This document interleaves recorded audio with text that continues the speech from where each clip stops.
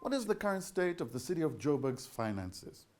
MMC for Finance, Julie Suddaby, joins us in studio for the record. Now, what was the impact? What was the impact on the administration after being forced out of office and now back into office? We are starting all over again, and it's as hard, if not harder now in November than it was in January, because we are a government that is transparent and honest, and the residents of Johannesburg are front and center for us.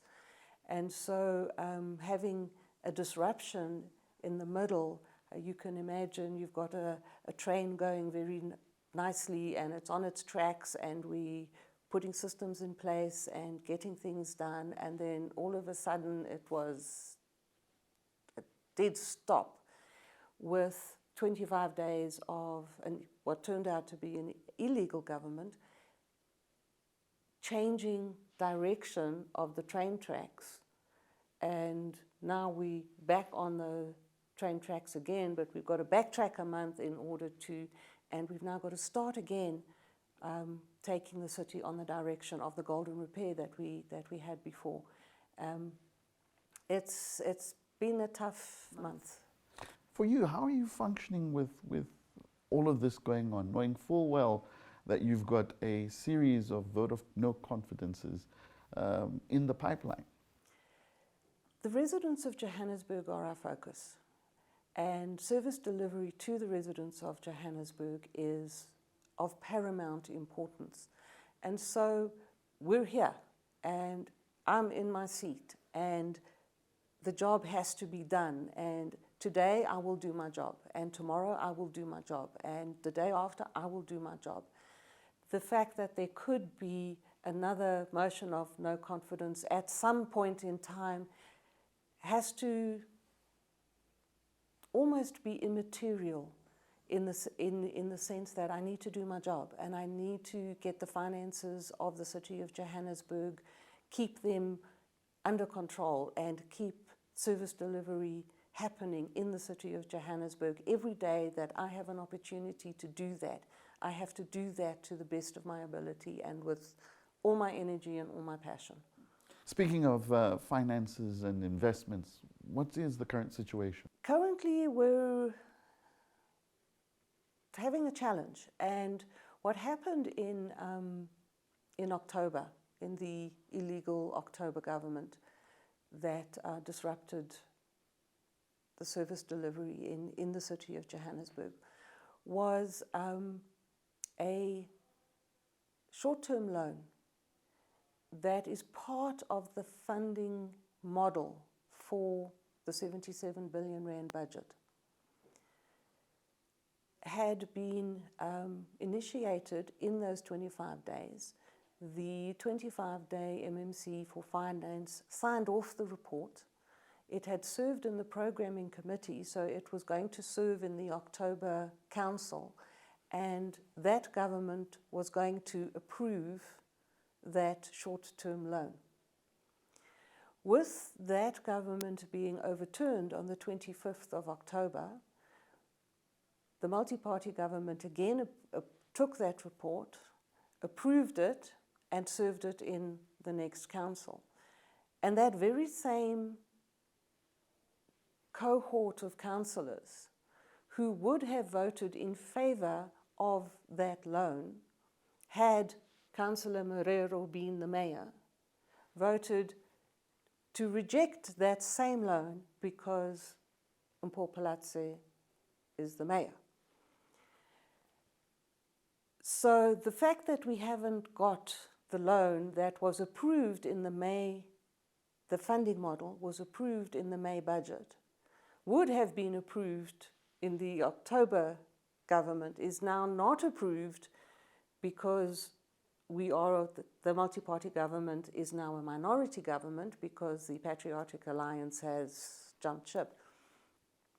Makes no sense. It doesn't make sense that depending on who the mayor is, whether a report would be approved in council or not. And everything to do with finance must go through council. and it must be approved in council. And so I would hate to be cynical, but it almost seems as if the purpose of not approving that loan application has more to do with an attempt to derail the multi-party government than it has to do with delivering services to the residents of Johannesburg, because the budget includes short-term loans and long-term loans. And so we don't have access to the finance that we had said as far back in May that was part of the funding model. So right now, where we stand now, we have to take our plan of our funding that included this short-term loan, which would have been repaid by the end of June. So we're not adding on to the debt. We're not hanging on to the debt. We're not making our children pay for our loans or whatever. So that's not happening. It was a short-term loan. And we now have to take out the plan that included the loan, and we have to strategize and craft a new plan to fill that gap. And that's where we are at the moment. But having said that, what's the way forward now? The way forward now is, as I said, to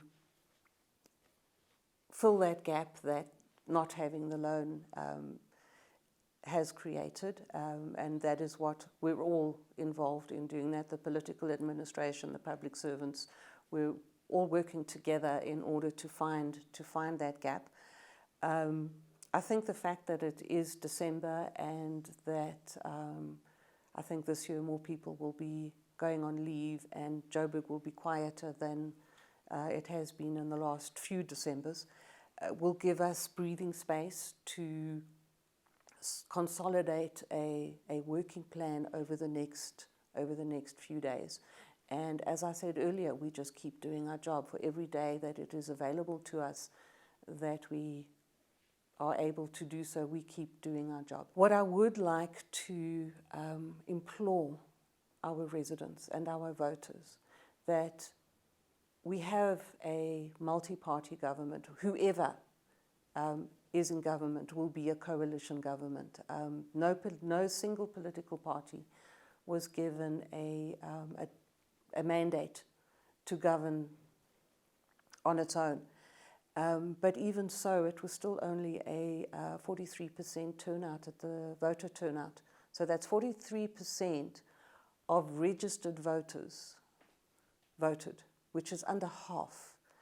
And so it can hardly be a true reflection of what the residents want. I can't imagine that more than half of the residents don't want a government in the city, because there has to be a government in the city. And if you don't vote, you're basically saying, we'll take whatever happens. And I'm hoping that the coalition agreement, the coalition model that is happening at the moment, and that there's this constant onslaught and an attempt to derail a government that is honest and transparent, and that does have the residents at heart, and that does focus on service delivery, that the constant pressure against this government to be derailed, that the voters would take it really seriously. And there's always another election, and there's a national and provincial election in 2024, and the next local government election is in 2026. And I really want to encourage all the registered voters and all those who are not yet registered to get registered to vote, and to take an interest and to accept the power that they have in their vote, and to make an effort to come out and vote more strongly, so that governments can have a strong mandate.